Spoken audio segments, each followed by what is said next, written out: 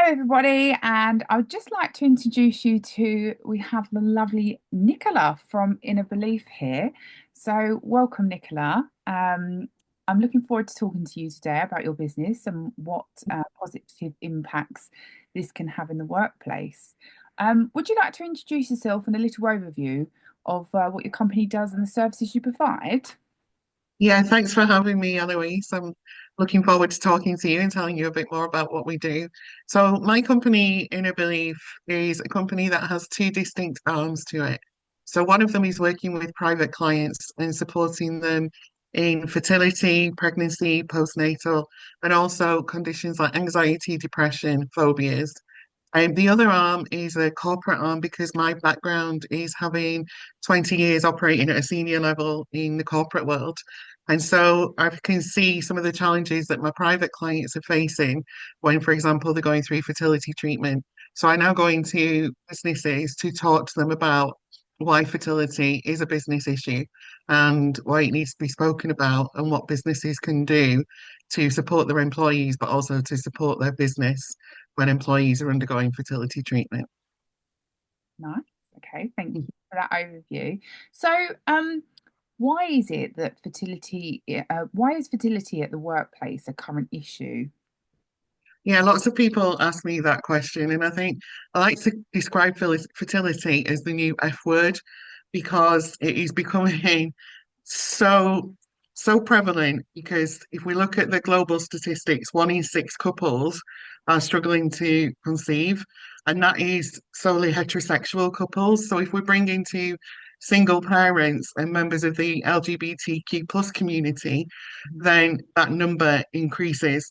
And also because women are starting families at a later age and focusing on their careers first, obviously the later that you leave it to start a family, the more your fertility declines. So it's becoming a prevalent issue. And I think because it is the new F word, it's a hidden issue because people are not talking about it. Either because employers don't understand it, they feel a bit embarrassed perhaps about talking about such a sensitive issue, so they don't know what to say, when to say it, who to say it to. And because of that, employees don't know, always feel that they've got the right environment to speak up about it. But if we don't address it and it stays a hidden cost, not only is it affecting employees' mental well-being, emotional, financial, and physical well-being, but it's also affecting the bottom line. When we're in a recruitment crisis, we need to be looking after people and holding on to them rather than going out and recruiting new people and training them. And unfortunately, if you look at some of the stats, that's what happens. People do tend to leave. One in five people will leave because they don't feel supported during the fertility journey. So it's a significant issue. That is significant. You wouldn't think it would be that a higher number, would you, Mm. in that sense? Yeah.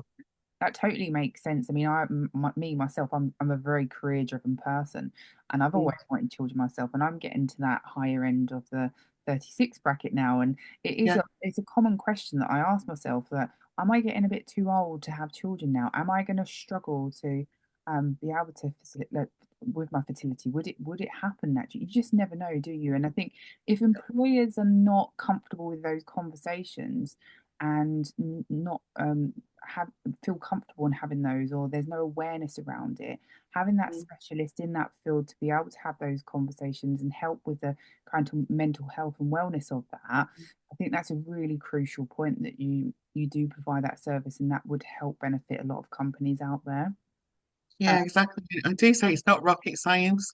no, And once you've got the knowledge to be able to support people, the steps to put in place are really straightforward. It's just taking that initial step. taking that action, yeah, of Yeah. of course. Okay, so what kind of support can employers offer with kind of out overstepping those personal boundaries with someone?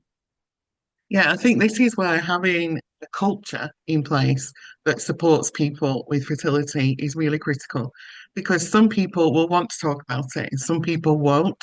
But Mm, even if they don't want to talk about it, they want to have the knowledge that their employer and their direct line manager and colleagues understand what's going on. So mhm, they don't feel that they have to lie or, for example, smuggle in injections to put into the fridge to store at a certain temperature because what we see if that culture's not there is people will take time off sick to cover the fact that they're having such appointments. So it's about creating a culture which is informed and goes through all the different levels of the business. People talk about implementing policies, but sometimes they can be a tick box exercise. I had a client who came to me. She was having IVF treatment and she was about to start it, and she was really positive in the one session because she said, "It's okay, my company has an IVF policy, so I'm really comfortable telling my manager." And she spoke to a manager, and a manager went, "Oh, for sake, I can't believe this. How are we going to support that?" Wow. So that policy was just in place to tick a box. And that then just created more anxiety and it resulted in long-term sickness as well. Mm. So if the culture's not there and the conversations aren't being had in an effective way and supportive way, then you're not going to benefit from any kind of policy in place. So I work with employers to educate them in the conversations to be had and what not to say. Because another example is a business where somebody had had repeated miscarriages. She'd had two miscarriages, and in a return to work, a line manager asked her to make sure it didn't happen again. Wow. Yeah. So these conversations are coming from an uninformed point of view. So by doing the training that I take into businesses, it just gives you the do's and the don'ts around conversations and more knowledge about what the process looks like. Because if you've not been through it, you can't understand it Of and course. how involved it is. Of course. That's good that you provide that service and that kind of level of knowledge and helping those people, those managers have awareness in what they can and cannot say in those typical conversations for sure. Yeah. Um, so how do you support the mental health of expecting new parents, particularly in the postpartum period?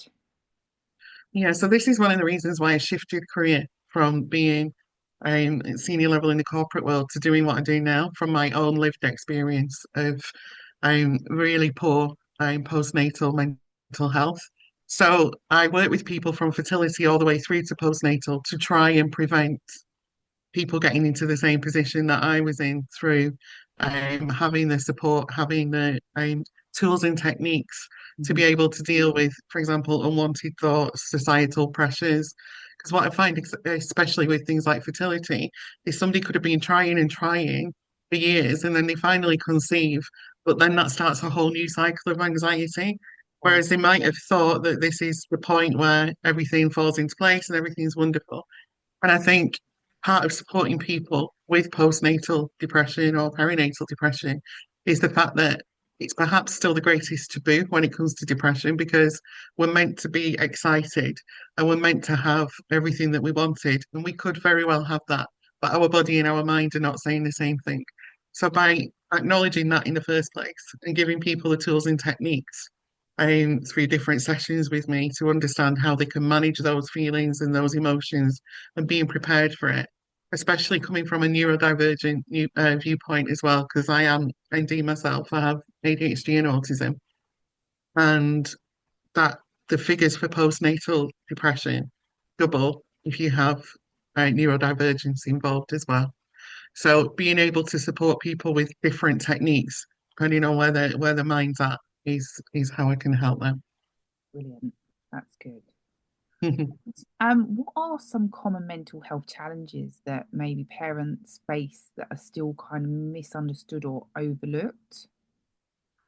So I think the first one goes back to what I was saying about if you're in a stable relationship and you've been trying for this baby, then people in your family, let alone employers, can't understand why you might be experiencing some form of mental health issues.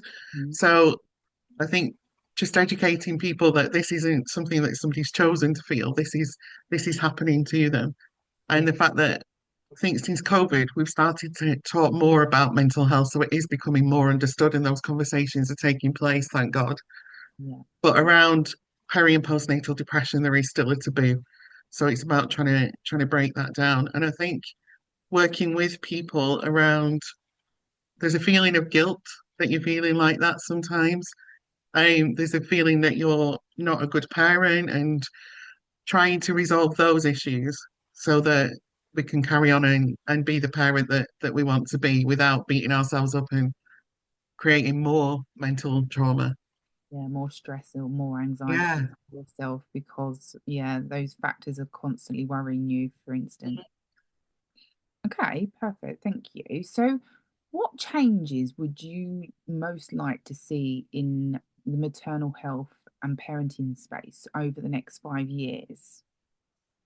So when I'm working with people, I talk a lot about choice Hmm. because when we're going through maternity care, it can feel like things are being done to us.